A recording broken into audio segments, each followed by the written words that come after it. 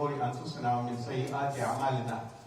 من يهده الله فلا مضل له ومن يضلله فلا هادي له ونشهد أن لا إله إلا الله وحده لا شريك له ونشهد أن محمدا عبده ورسوله. قال الله تعالى في القرآن المجيد: بسم الله الرحمن الرحيم: ولا يحسبن الذين يبخلون بما آتاهم الله من فضله هو خير لهم بل هو شر لهم سيطوقون ما بخلوا به يوم القيامة ولله ميراث السماوات والأرض والله بما تعملون خبير. سورة العمران آيات وصلاته پارا سالورما.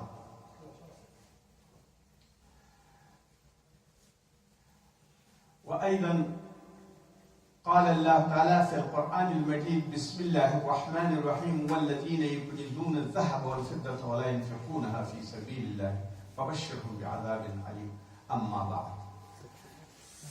زما د ایمان او د کلمې ورونو کوم یو آیات شریف چې ما ولوسته دا هم د بخل په باره کې دی. زکات صدقات څوک نه ورکوي او نن بیا بیرته راګرځو د حج په باره کې هم څو ورځې څو جمعې خبرې وکړي. بیرته راګرځو هغه خپل اقتصادي سیستم ته په اسلام کې چې د اسلام کې اقتصادي سیستم د زکات په برخه کې هم خبرې کولې او دا تقریبا نهم قسط دی او نهمه برخه ده د چې نن خبرې کوو په زکات کې. الله جل جلاله فرمایي: ولا يحسبن الذين يبخلون، هغه کسان دي ګمان نه کوي چې هغوی بخل کوي بما آتاهم الله، په هغه څه باندې چې الله ورکړي دي من فضله، د خپل فضل نه. یعنی انسان ته څه چې ورکول کېږي دا د الله تعالی فضل دی، ځکه په الله باندې کوم حق نه لري او نه الله د دې ذمواري لري او نه د الله په دې باندې کوم یو مجبور دی چې دې ته به خامخا رزق ورکوي، بلکې هغه د خپل فضل نه رزق هم ورکوي او هر څه ورته د خپل فضل نه ورکوي. هو خیر الله، دا د هغې دپاره خیر وي چې هغې د فضل نه برخوردار شي او د هغې فضل واخلي. بل هو شر لهم، آیا دوی دغه کسان چې دا بخل کوي د هغه د فضل ورکړی هو خیر لهم، دوی داسې ګڼي چې دا خیر دی، یعنې موږ بخل کوو، دارایي جمع کوو، پیسې جمع کوو، سرمایه زیاتوو. بل هو شر لهم، بلکې دوی نه پوهېږي دا بخل چې دی دا د دوی دپاره شر دی او دا د دوی دپاره تعذیر دی، جزا ده، عذاب دی د دوی دپاره. بخل او شح دا دواړه ډېر خراب خویونه دي. الله تعالی دې سړی ترې وساتي. د بخل او د شح او د حرص په باره کې رسول الله صلی الله علیه وسلم ډېر څه فرمایلي دي چې باید مسلمان شح او بخل هېڅ وخت ونه لري. خو سیطوقون، که چېرته بخل وکړي د هغه مال نه چې دوی سره دی د دوی په غاړه کې اچول کېږي، زر دی چې د دوی په غاړه کې به واچول شي، یعنې د قیامت په ورځ، د محشر په ورځ ما بخلو په هغه څه باندې چې دوی بخل کړی دی فقیرانو ته او د هغه الله تعالی او د سائل او د فقیر حق یې نه دی ورکړی، الله یې نه دی خوشحاله کولی. یوم القیامت، دا د ورځ په قیامت باندې دا د حساب و کتاب په وخت باندې کېږي چې دې ته به هغه مال چې دوی پرې بخل کړی ټول په غاړه کې ورچول کېږي، ولو د هر جنس نه وي او د هرې مادې نه وي، که حیوان وي او که سره زر وي او که سپین زر وي، پیسې وي او که نور کوم جواهرات وي، د غلې وي او که نور څه وي، په غاړه کې به ورچول کېږي ورته. ولله میراث السماوات والارض، الله تعالی فرمایي چې دغه الله لري دغه میراث لري ټولې ځمکې، دغه ته چې کوم یو ځمکه یا کوم یو ملکیت لري، کوم یو چې منقول او غیر منقول دارایي لري، دا ستانه ده، دا د الله جل جلاله ده. ځکه ستانه ده چې تا نه متغیره ده، ستا د پلار نه پاتې شوې او د نیکه نه پاتې شوې او بالاخره تا ته نه ده تا او نه یې تا ځان سره په قبر ته بوتله او نه تا د هغې نابودي په ځای کړه او نه دې نابوده کړه. ولله میراث السماوات والارض، نو د الله دپاره دی هغه پاتې شوي مالونه ټول، ځکه اصلا په اصل کې الله مالک دی او بیا وروسته هم الله مالک دی، یعنی اول او اخر دواړه مالک دی. والله بما تعملون خبیر، او الله تعالی په هر څه باندې خبر دی. د دې په باره کې چې د دې حدیث او بخل او دغه یو د بخل او د شح د انسان دپاره کله چې رسول صلی الله علیه وسلم وفات شو، د هغې د وفات نه وروسته ابوبکر صدیق رضی الله عنه خلیفه د مسلمانانو وټاکل شو او د هغې په باره کې داسې وایي عن ابي هريره رضی الله عنه روایت کوي او وایي لما توفى النبي صلی الله علیه وسلم کله چې وفات شو نبی صلی الله علیه وسلم واستخلف ابو بکر او ابو بکر خلیفه شو خلافت هغه ته ورسېد بعده وروسته د هغې نه وکفر من کفر او کافر شو هغه څوک چې کافر شو یعنی کفر اختیار کړ د اسلام نه لاړ من العرب د عربنا قال عمر بن الخطاب فرمای عمر بن الخطاب رضی الله ابي بکر و فرمای ورته چې لابي بکر ته داسې مشوره ورکړي کیف تقاتل الناس ابو بکر صدیق وایي زه ورسره قتل کوم او قتال ورسره کوم جنګ ورسره کوم ولې زکات نه راکوي نو عمر رضی الله عنه ورته څنګه ته د هغې سره قتال کوي قال رسول الله صلی الله علیه وسلم فرمایي امرت ان اقاتل الناس حتى يقولوا لا اله الا الله زه په دې مامور شوی یم تر هغې پورې چې خلک ووایي چې لا اله الا الله کله چې توحید د دې اقرار وکړو چې الله تعالی یو دی او هغه معبود برحق دی ومن قال لا اله الا الله چا چې دا لا اله الا الله دا کلمه وویله ده او په دې باندې ګواهي عصم مني نو رسول الله صلی الله علیه وسلم زمانه د هغې ساتنه او محافظت شو ماله د هغې مال په محافظت کې شو و نفسه او نفس په محافظت کې شو الا بحقه مگر هغه څه چې حق دي رجم کول یا قتل کول یا قصاص کول هغه د دې حق دی چې بیا کله د خپل د قتل کوم یو معامله وي او کوم یو دعوه وي هغه باندې بیا حق دی چې باید د قتل شي قصاص شي وحسابه على الله او حساب نور د الله سره دی صرف ما ته دومره ووایي چې لا اله الا الله نور حساب د الله سره دی فقال ابو بکر رضی الله عنه عمر رضی الله عنه ته وایي تا ښه وویلې رسول الله صلی الله علیه وسلم قول حدیث کې وویل او ابو بکر صدیق ورته وایي والله فالله قسم دی لاقاتلن من فرق بین الصلاه والزکات فالله قسم دی چې زه به تر هغې پورې خلکو سره جنګېږم تر ما ته صلات یا منځ و زکات او زکات هیڅ فرق نه لري دواړه د بنیادي ستنې دي صلات بدني او قولي عبادت دی او زکات مالي عبادت دی د دې فرضیت باندې او د اسلام په 5 ستنو کې یو ستنه او یو عماد دا په خپله زکات دی نو دا ما ته فرق نه لري فإن الزکات حق المال زکات حق د مال دی والله لو منعوني والله دې قسم دې زما وي چې کمان یې منعک عناقا یو وړوکې چیلۍ یو وړوکې بزغالۍ زما نه منې کړه کانو یؤدونها چې دوی مخکې ادا کوله دغه بزغاله یا دغه چیلۍ الى رسول الله د رسول الله دپاره یې ورکوله په زکات کې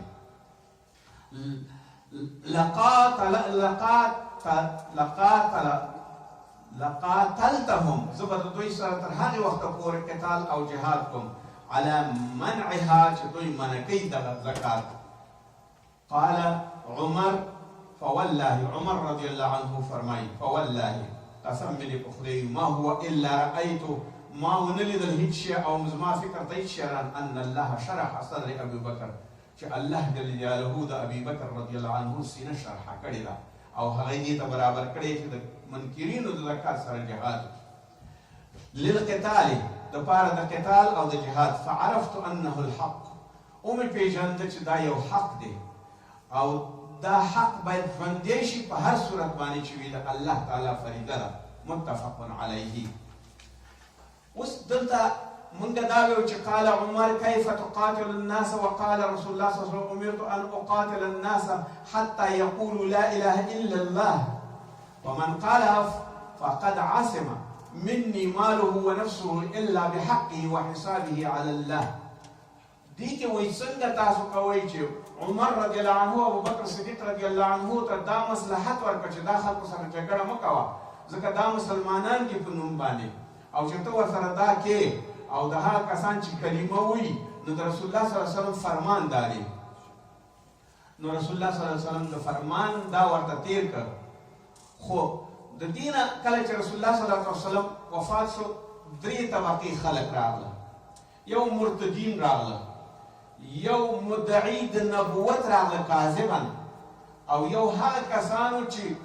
منځ او زکات دواړه پرېښود او یا یوازې زکات پرېښود. دا درې طبقې د ابوبکر صدیق رضی الله عنه په وخت کې دا درې طبقې راغلي. اول مدعیان د نبوت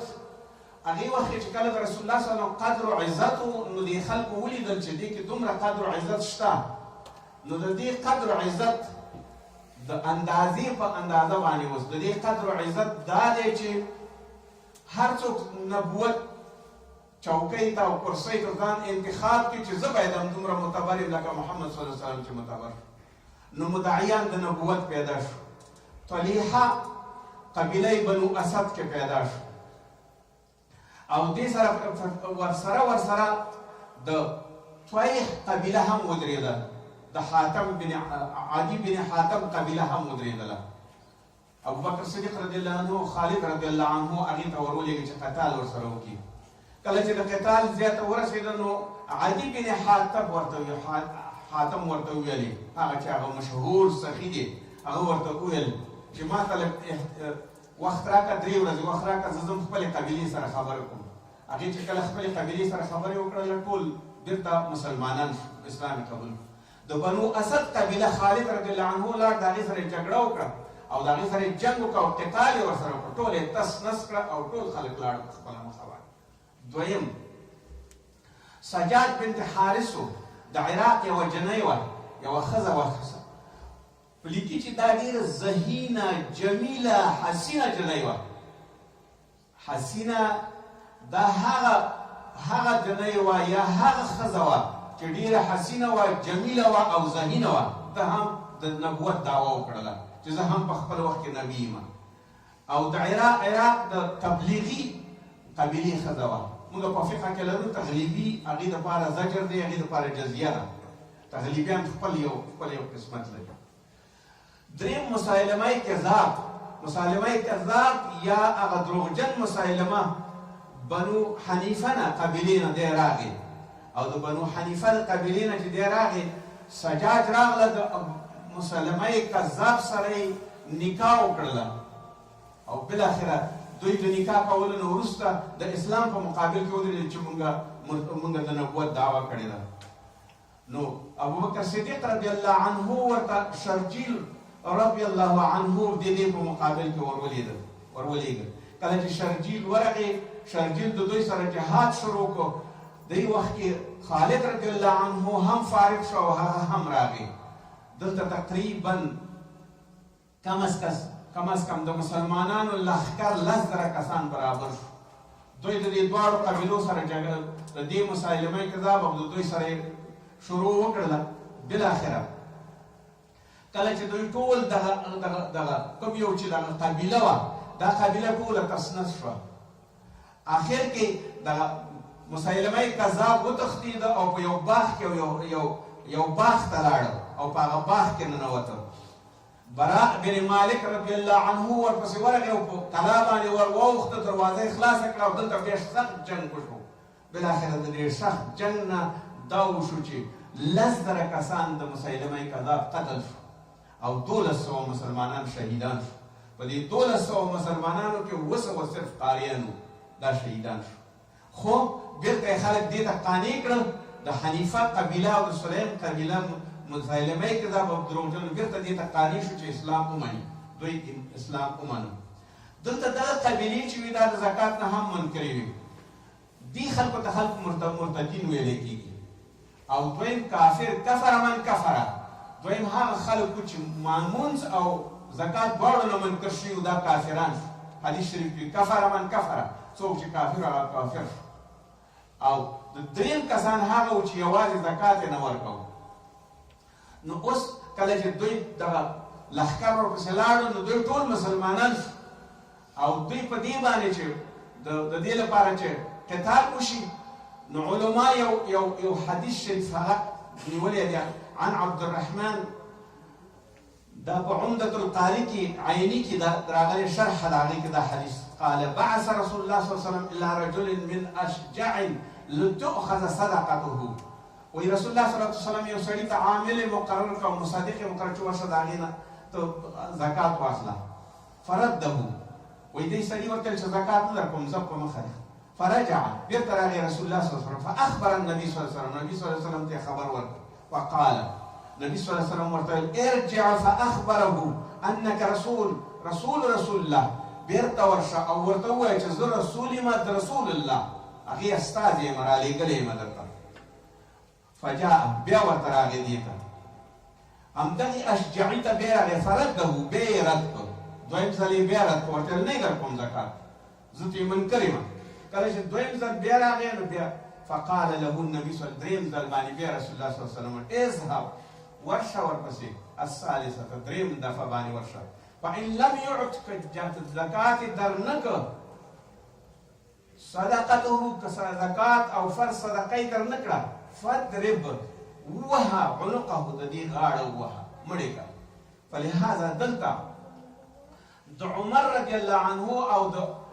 حتی علي رضی الله عنه هم د دې طرفدار نه و چې دا جګړه دې وشي خو رسول الله صلی الله علیه وسلم ورته که زه یوازې لاړ شم او زه ژوندی یم تر څو پورې که هېڅوک هم ما سره نه وي زه به قتال کوم ځکه ما ته زکات او لمونځ فرق نه لري دواړه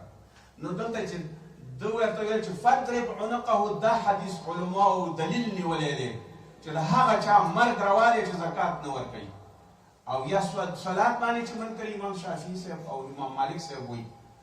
فاقتلوه چې څوک مونږ نه کوي وایي وهه ولې یې نه کوي امر د خدای نه مني قصد دې نه کوي امام صاحب ابو حنیفه وایي که څوک چې مونږ نه کوي تر هغې پورې په دې واچوئ په زندان کې او ویې وهئ که توبه یې وختله ښه دی راخوشې کوي او بېرته به خپل مونځ شروع کړي او که چېرته یې ونه که مونځ خپل پرېږدئ چې هماغه زندان او محبس کې مړ شي فلهذا زکات هم عینا فرض دی او همدغسې قتال ورسره جاري دی نو زکات ورکول هم ځکه الله جل جلاله پاس آیات شریف کې مو ولوستل چې آیات کې وویل شو چې الله جل جلاله به د ده مال د ده په غاړه کې اچي دا که هر شی وي نو دومره سخته سزا ورکول کېږي دې ته او یا دا چې په سرو او په سپینو به داخل کېږي ټول نو د عمر رضی الله عنه د دې کلمې دپاره چې ابوبکر صدیق دې دلیل ویلی چې څوک کلمه ووایي هغې دپاره پکار نه دي چې ته یې ووژنې او قتال ورسره وکړي نو دلته علما دا وایي چې رسول الله صلی الله علیه وسلم ویلي من قال لا اله الا الله صحیح ده اسلام یې راوړ ځینې علما دا وایي چې دا د مشرکینو په حالت کې دی نور زړه خدای سره پوه شه خو دا د مشرکینو په حالت دی چې لا اله الا د دې خپل مال او ځان وساته نه دا چې مسلمان شو ځینې علما دا وایي چې یو سړی وایي چې لا اله الا الله ورسره به محمد رسول الله وایي او چې محمد رسول الله وایي ما جاء بمحمد څه شی چې په محمد باندې راغلی دی په هغې باندې به عمل کوي او که عمل یې ونه کړ د دین اسلام نیمګړی دی دویم خلک دریم علما دا وایي چې یهودو نصاراو به کلمه به یې ویله خو صرف د دې لپاره چې مونځ او اودس بیا نور شیونه به د اسلام شعایر بیا نه کول د هغوی دپاره زجرا جزیه مقرر شوې وه جزیه به یې ورکوله ځکه هغوی پوره مسلمانان نه وو فلهذا د عمر رضی الله عنه د دې حدیث روایت داسې شو چې د دې روایت دا دی چې روا دي هغه چا سره جګړه او دلایل د علماو دا دي هغه چا سره قتال روا دی چې څوک د فرض نه منکرېږي چې فرض نه منکر شو هغې سره باید جګړه وشي نو چې جګړه ورسره کېږي د دې ټولو جګړه د عقیدې او د توحید دپاره ده او د محمد رسول الله صلی الله علیه وسلم ته بت پرستان مشرکین کلمه وایي صحیح ده خو هغو به یې جزیه ورکوي که نور مسلمانان شو که نه شو خو تسلیم شو د اسلام په کړۍ کې راغلل د هغې په نظم کې داخل شو او هغه څوک چې بیا پوره مسلمانېږي نو زکات به هم ورکوي حج ته به هم ځي مونځ به هم کوي کلمه به هم لولي او ټول هغه شؤونات چې ویلي دي اسلام هغه ټول به بیا په ځای کوي د دې ټولو منکرینو مرګونه او جزا کول همدا و چې دوی د ابوبکر صدیق رضی الله عنه په باره کې ولاړ شپږ میاشتو کې ابوبکر صدیق رضی الله عنه وتوانېده چې ټولې فتنې ختمې کړې او لرې کړې او بېرته خلک مسلمانان شو او اسلام ته یې رجوع وکړه او د اسلام د رجوع سره بېرته اسلام په هماغه حالت باندې شو کوم یو چې اسود عنسي و مسیلمه کذاب و طلیحه و سجاجه و بنو تغلیب او نور کوم یو څوک چې د هغوی دوستان او هغه مرتد شوي و د کومې قبیلې نه هغو منکر شوي و هغو ټولو بېرته لاړ د منځه او بیا خلیفه ابوبکر صدیق رضی الله عنه د فتوحاتو مخه شوه او لاړ په طرف د عراق او د طرف د شام باندې بیرته یې هماغه څه ژوندي کړه کوم یو چې ورسره پخوا نه و. فلهذا د اسلام دپاره هغه څه پکار دي کوم یو چې د اسلام حقیقت دی، نه دا چې صرف انسان په خپله باندې یو شي باندې ځان تېروي چې یاره او زه مسلمان یم خو نور څه نشم کولی. نه، یوازې کلمه نه ده پکار، بلکې پوره اعمال او کوم یو نسخه چې درته نوشته شوې په عباداتو کې او کومه نسخه درته نوشته شوې په معاملاتو کې هغه به ټوله په ځای کې او کله چې هغه وخوړه نو بیا به پوره مسلمان شي. فرمایي د رسول الله صلی الله علیه وسلم نه حدیث شریف کې صلی الله علیه وسلم مال دپاره چې کله کنز کېږي یکونو کنز احدکم یوم القیامة شجاعا، کوم یو مال چې څوک کنز کوي او خزانه کوي د هغې نه به یو مال جوړېږي او هغه به یې په سر باندې اقرع په سر باندې به ویښته نه وي، یفر منه د دې نه به تښتي هغه څوک چې زکات یې نه دی ورکړي، د دې نه به منډې وهي او په داسې صورت باندې به منډې وهي چې دا مار به ورپسې وي ورځي به ورپسې او یفر منه صاحبه وهو یطلبه هغه مار ورپسې وي او دا غواړي حتی یلقمه اصابعه رواه احمد او د دې به دا لقمه به جوړوي د دې دا ګوتې او لاسونه د دې خوري به یې د دې نه څنګه دی خوري. علما څه وایي؟ دوه نظره دي، یو دا دی چې په دغې لاسونو دې دا مال ټول کړی دی او حرام او زکات نه ورکوي چې اوس زکات ورکوي نه ورکوي، دا لاسونه همدغه د مال خوراک کېږي او خوري به. او دویمه خبره دا ده چې کله د لاسونو وویل شو نو انسان ته کله چې یو خطر ورته پیښیږي یا ورته یو تکلیف پیښیږي نو هغه داسې وایي چې لاسونه ځان نه داسې د دفاع دپاره او د خپل سپر دپاره دفاع دپاره لاسونه وړاندې کوي، نو مار به د دې دا لاسونه به یې خوري او دا ګوتې به یې خوري او بالاخره به هغې ته به همدغه جزا ورکول کېږي د ورځ د قیامت باندې. رسول الله صلی الله علیه وسلم فرمایي ما خالت زکات مالا قط الا هلکته، فرمایي چې هغه مال چې ته ورنکې زکات او هغه د حلال مال سره یو ځای شي مخالطت وکړي دغه ټول مال در باندې حرام شو، ځکه په دې کې حرام نه نواته